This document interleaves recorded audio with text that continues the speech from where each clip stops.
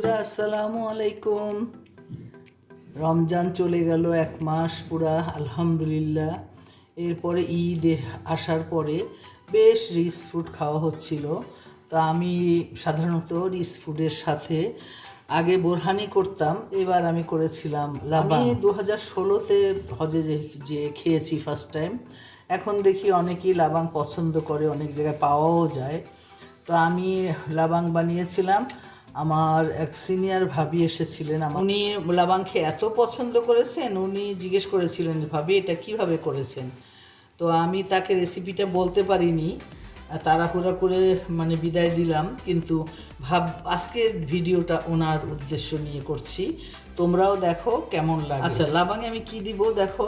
আমি ফার্স্টে দুটো দই নিয়েছি, এই দইগুলো দুটো নিয়েছি। হ্যাঁ, একটা দিলাম এই যে এখানে, আর এর মধ্যে আমি দিচ্ছি হলো পুদিনা পাতা।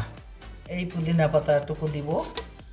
আচ্ছা, তারপরে দেব বিট লবণ,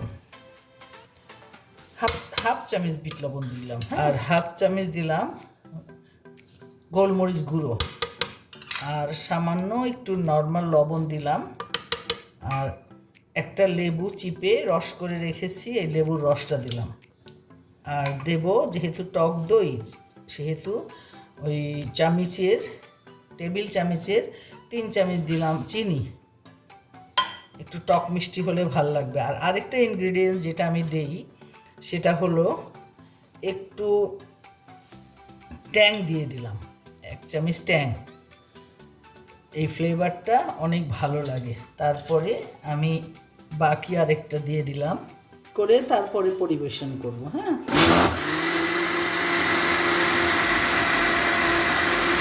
যে বন্ধুরা, আব্দুল্লাহ ভাবির অনারে আজকে তৈরি করলাম লাবাং। তোমরা দেখো, করে খেয়ে অনেক ভালো লাগবে। আলহামদুলিল্লাহ, ফি আমানিল্লাহ, আল্লাহ হাফেজ।